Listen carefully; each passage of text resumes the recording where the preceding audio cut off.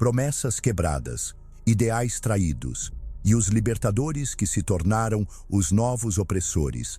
Este é o verdadeiro pesadelo oculto nas entranhas de A Revolução dos Bichos. Uma obra cuja mensagem se torna mais perturbadoramente profética a cada geração que passa. O que você está prestes a descobrir não é apenas uma análise de um clássico literário. É um mapa inquietante do ciclo de poder que continua a se repetir em nossa própria realidade. Há uma razão pela qual este livro foi censurado e proibido em diversos países, e o motivo é muito mais ameaçador do que você imagina. Ao estudar os manuscritos originais de George Orwell e compará-los com documentos históricos do século XX, encontrei um padrão sombrio que conecta esta simples fábula a mecanismos de poder que continuam operando neste exato momento. Você nunca mais olhará para estruturas de autoridade da mesma forma depois desse vídeo. Um sonho de igualdade e libertação. Uma revolução nascida da esperança. Mas por trás do ideário radiante, algo obscuro já germinava nas sombras. Tudo começa com o velho Major, um porco respeitado que reúne os animais para compartilhar uma visão. Um sonho de um mundo onde os animais seriam livres da tirania humana. O homem é o único ser que consome sem produzir, declara ele, plantando a semente ideológica que logo florescerá em revolução. É impossível não sentir o poder magnético deste momento. Animais de todas as espécies, unidos pelo sonho de autodeterminação, cantando Bichos da Inglaterra, seu hino revolucionário. Esta cena inicial é absolutamente crucial. Orwell não está apenas contando uma história de animais falantes. Ele está dissecando o nascimento do idealismo revolucionário em sua forma mais pura e potente. O sonho é genuíno, a indignação é justificada, a exploração é real. Incontáveis leitores relatam sentir arrepios neste momento preciso da narrativa, quando reconhecem o poder magnético do ideal revolucionário em sua forma não corrompida. A reação mais comum é aquele silêncio atordoado que acompanha o reconhecimento de uma verdade profunda sobre nossa própria natureza e aspirações. E é precisamente esta pureza inicial que torna a traição subsequente tão devastadora.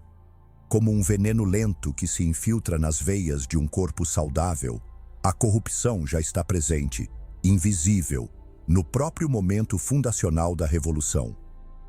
O verdadeiro gênio de Orwell está em nos fazer testemunhar o nascimento de um novo sistema opressivo, enquanto ainda celebramos a queda do antigo. É como observar um cristal puro sendo gradualmente contaminado. Sua transparência dando lugar a uma opacidade turva, enquanto, impotentemente, assistimos à corrupção se espalhar por suas estruturas internas até que nada reste de sua clareza original. Esta é a verdadeira tragédia que permeia toda a obra, a inevitabilidade cíclica da opressão. Então, vamos voltar a examinar a obra mais detalhadamente. Quando os animais finalmente expulsam o Sr. Jones da Granja do Solar, rebatizando-a como Granja dos Bichos, o sentimento inicial é de euforia absoluta. Eles derrubam os símbolos da opressão humana. Estabelecem os 7 mandamentos que codificam sua ideologia. 4 patas bom, 2 patas ruim, se torna seu mantra unificador. É um momento de esperança radiante. Mas observe como Orwell sutilmente planta as primeiras sementes da hierarquia. Os porcos, mais inteligentes, naturalmente assumem o papel de organizadores. Napoleão e Bola de Neve emergem como líderes. O leite e as maçãs são reservados para eles, justificado como necessário para o bem comum. E assim, começa a erosão dos ideais. O primeiro mandamento quebrado, não por inimigos externos, mas pelos próprios libertadores. Seria isso apenas o início de uma traição muito maior? Os olhos dos animais ainda brilham com a luz da liberdade conquistada, incapazes de perceber as sombras que já se formam ao seu redor. As palavras têm poder, e em mãos habilidosas podem transformar mentiras em verdades, opressão em necessidade e fazer os oprimidos agradecerem a seus opressores. O personagem Garganta, o porco orador, é talvez a criação mais perturbadora e profética de Orwell. Ele personifica a manipulação da linguagem e a propaganda como armas de controle. Com sua retórica sedutora e sua capacidade de distorcer fatos, Garganta representa o poder daqueles que controlam a narrativa. Observe como ele funciona. Quando os porcos começam a dormir nas camas da casa, violando os mandamentos originais, é Garganta quem convence os outros animais de que não há problema nisso. Quando os porcos começam a beber álcool, é Garganta quem reconfigura a memória coletiva. E cada vez que um princípio é traído, Garganta está lá para justificar, para normalizar, para fazer com que a traição pareça não apenas aceitável, mas necessária. É como assistir a um hipnotizador habilidoso que, com movimentos quase imperceptíveis, redireciona sua percepção até que você duvide de suas próprias memórias. Como a sensação gradual de água esquentando ao redor de um sapo que não percebe estar sendo fervido até que seja tarde demais para escapar. Um detalhe crucial, frequentemente negligenciado, é como Orwell demonstra a manipulação gradual da memória coletiva. Os animais lembram vagamente que os mandamentos eram diferentes, mas não conseguem articular como. Esta erosão da memória compartilhada é exatamente como o poder opera, não negando completamente a história, mas sutilmente reescrevendo-a até que a versão original seja quase inacessível. E então vem o momento definidor, a expulsão de Bola de Neve. Este é o ponto onde a revolução devora um de seus próprios filhos. Napoleão, utilizando um grupo de cães que havia cuidadosamente condicionado, remove seu rival da disputa interna. E então começa a campanha para transformar Bola de Neve de herói revolucionário em traidor, sabotador, inimigo. Esta tática, a criação do inimigo interno, do bode expiatório, é uma das mais poderosas ferramentas de regimes autoritários.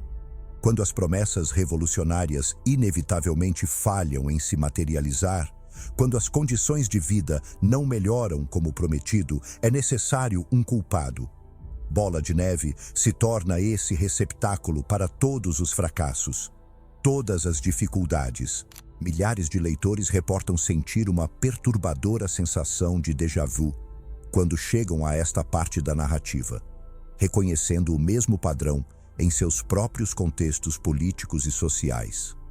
Como um espelho incômodo que reflete não apenas regimes distantes, mas práticas que permeiam nossas próprias democracias. E o mais perturbador? Funciona. Os animais acreditam, mesmo quando contradiz suas próprias memórias, mesmo quando contradiz a realidade que eles testemunharam com seus próprios olhos. Se a verdade pode ser tão facilmente distorcida, se a memória coletiva pode ser tão profundamente manipulada, existe alguma esperança real de resistência contra o poder? Enquanto isso, nos corredores da Casa da Fazenda, uma transformação ainda mais sinistra começa a tomar forma. Preste atenção nessa frase. Todos os animais são iguais, mas alguns animais são mais iguais que os outros. Uma frase que captura a essência da hipocrisia do poder em sua forma mais destilada. Vamos entender o significado mais profundo desta transição crucial. O verdadeiro golpe de mestre de Orwell não é mostrar como os revolucionários traem seus ideais. É revelar como eles eventualmente se tornam indistinguíveis daqueles que juraram combater. Esta transformação não é apenas uma crítica à Revolução Russa.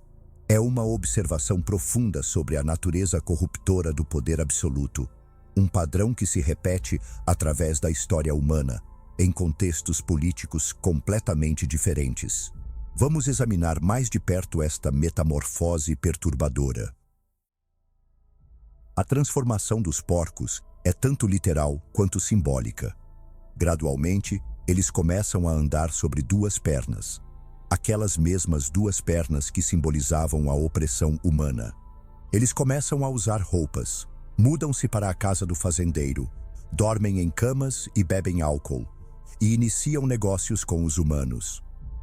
E cada uma dessas transformações é acompanhada pela reescrita dos mandamentos originais, até que, finalmente, todos são substituídos por aquela única e perturbadora máxima. Todos os animais são iguais, mas alguns animais são mais iguais que os outros. O que torna esta progressão tão dolorosamente realista é sua gradualidade. Não há um momento único de traição completa. Há uma série de pequenas concessões, pequenas hipocrisias, pequenos abandonos de princípios. Cada um parece quase razoável no momento. Cada um é justificado pela necessidade, pela segurança, pelo bem comum. É como o avançar imperceptível da maré sobre a areia. Cada pequena onda parece insignificante, até que você, de repente, percebe que o terreno onde estava foi completamente submerso. Como uma doença que progride tão lentamente que você só percebe seus efeitos quando já tomou conta de todo o corpo. E é exatamente assim que ocorrem as erosões de liberdade e igualdade no mundo real. Não em um único golpe dramático, mas em 1000 pequenos cortes quase imperceptíveis. A cena em que Sansão, o cavalo leal e incansável que representa o trabalhador ideal, é enviado para o abatedouro, é talvez o momento mais comovente da obra. Pare por um momento e visualize esta cena. O animal que carregou, literalmente, o peso da revolução em suas costas, sendo levado em um caminhão para ser transformado em cola, enquanto seus camaradas observam, impotentes. Que emoção surge em você neste instante? Essa sensação de injustiça visceral é precisamente o que Orwell pretendia evocar. Depois de anos de trabalho dedicado, após ter dado tudo de si para a revolução, ele é descartado quando não é mais útil, e seu corpo é vendido para comprar uísque para os porcos. Neste ponto, uma questão inquietante se impõe. Pare por um momento e pergunte a si mesmo: quantos Sansão existem hoje em nossos sistemas? Quantos trabalhadores dedicados e leais são descartados quando seu valor de uso é esgotado? Quantos idealistas sinceros são sacrificados no altar do pragmatismo político? O que você faria se percebesse que as estruturas que prometem protegê-lo estão silenciosamente se voltando contra você? Vamos voltar com nossa análise dos elementos finais da transformação. A transformação culmina na cena final, onde os animais observam pela janela uma reunião entre os porcos e os humanos. Em um momento de clareza terrível, eles não conseguem mais distinguir entre os porcos e os homens. Eles se tornaram, em essência e aparência, idênticos. Imagine estar no celeiro, naquele momento, observando os porcos e os humanos pela janela, incapaz de distingui-los. Que sensação percorreria seu corpo? Aquele frio na espinha, aquela náusea no estômago que acompanha a percepção de uma traição completa. Quando os libertadores se tornam indistinguíveis dos opressores, resta alguma esperança para a verdadeira libertação? Ou estamos presos em um ciclo eterno de opressão que apenas muda de rosto? Mas há um detalhe ainda mais perturbador nesta história. Um elemento que raramente é discutido mesmo pelos mais astutos analistas da obra. O sistema de controle perfeito não é aquele que força a obediência através do medo. É aquele que faz os oprimidos acreditarem que sua servidão é liberdade. A Granja estabelece um novo ritmo sob o controle total de Napoleão. Os animais trabalham mais do que nunca, recebem menos comida do que antes, perdem liberdades que tinham até mesmo sob o regime humano e, ainda assim, acreditam que estão melhores. Acreditam que a granja é deles, que o fruto de seu trabalho é compartilhado de forma justa, que são livres e iguais. Esta é a verdadeira genialidade do sistema de controle criado. Não é mantido primariamente através da força, embora os cães estejam sempre prontos para agir, mas através do controle da percepção, como uma corrente que não precisa existir fisicamente para a aprisionar, porque você mesmo a forja cada vez que aceita uma nova verdade sem questioná-la. Os animais são oprimidos, mas acreditam ser livres. São explorados, mas acreditam estar construindo algo para si mesmos.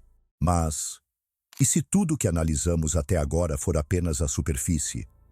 E se o verdadeiro significado de A Revolução dos Bichos for ainda mais profundo?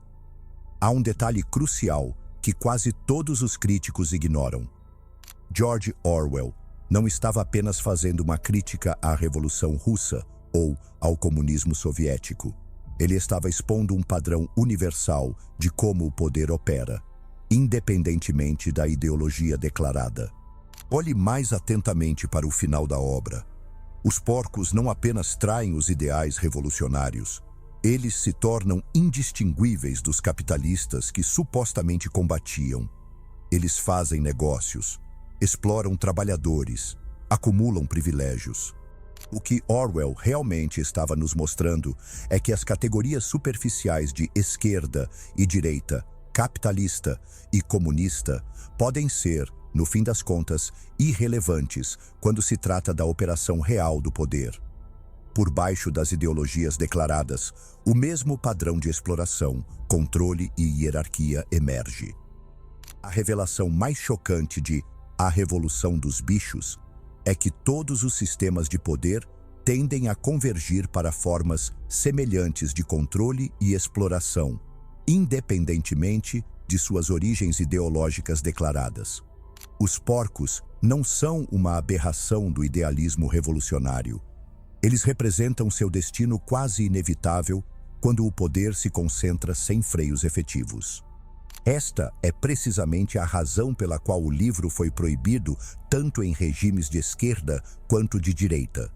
Não porque ele criticava especificamente uma ideologia, mas porque expunha o funcionamento nu do poder em si, independentemente da ideologia.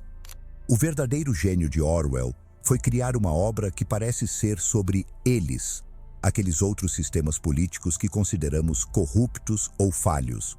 Mas é, na verdade, sobre todos nós, sobre padrões universais de comportamento humano diante do poder. A mensagem mais profunda do livro não é o desespero. Não é que todas as revoluções estão condenadas a falhar, ou que todos os ideais são destinados à corrupção. A mensagem é um alerta.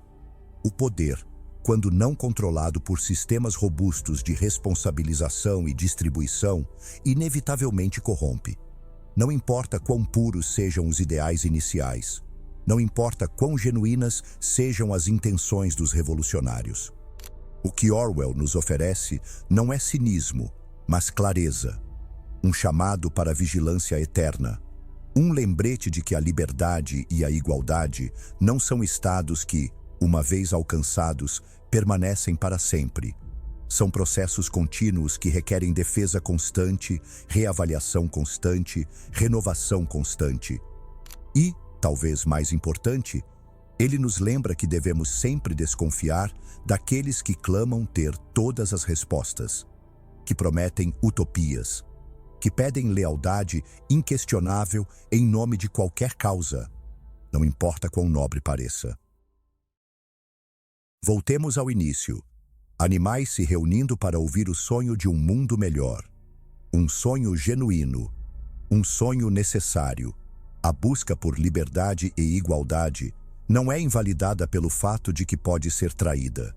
De fato, entender os mecanismos de traição é o primeiro passo para criar revoluções que não se trairão.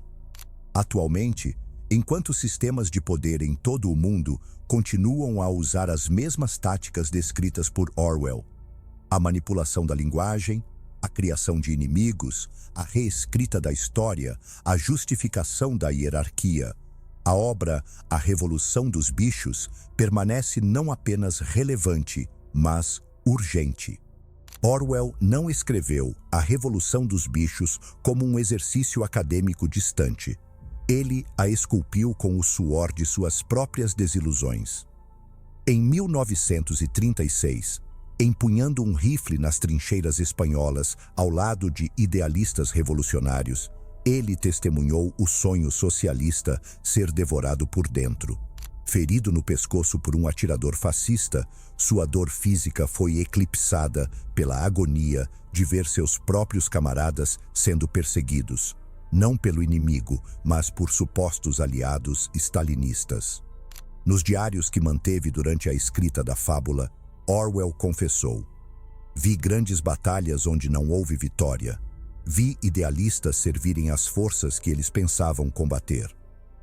O manuscrito foi rejeitado por 4 editoras, não por falta de qualidade, mas porque criticar Stalin durante a guerra era considerado prejudicial ao esforço aliado. Esta obra não nasceu de teoria política abstrata, mas das cicatrizes de um homem que observou, com horror crescente, como as revoluções devoram seus próprios filhos. E se a verdadeira revolução não for aquela que substitui um conjunto de governantes por outro, mas aquela que, fundamentalmente, altera as estruturas que permitem que o poder seja concentrado e abusado? E se, em vez de sonhar com líderes perfeitos e incorruptíveis, precisarmos criar sistemas onde a corrupção e o abuso sejam estruturalmente difíceis ou impossíveis? A Revolução dos Bichos termina com os animais incapazes de distinguir entre porcos e humanos. Mas não precisa terminar assim para nós. Compreender os mecanismos de poder e controle é o primeiro passo para resistir a eles. O que você acha? A mensagem de Orwell ainda ressoa hoje? Os padrões que ele identificou continuam operando em nossos sistemas políticos e econômicos? Compartilhe seus pensamentos nos comentários. E se esta análise te impactou, compartilhe com alguém que precisa entender os mecanismos do poder. A conscientização é o primeiro passo para a mudança. E assim, chegamos ao fim do nosso primeiro vídeo aqui no canal. A proposta é clara: compartilhar conhecimento através das grandes obras da literatura. Se você gostou desse conteúdo, deixe nos comentários o nome de um livro e o autor que você gostaria de ver por aqui. Cada sugestão será lida com atenção e pode inspirar os próximos episódios. Muito obrigado por assistir e até breve.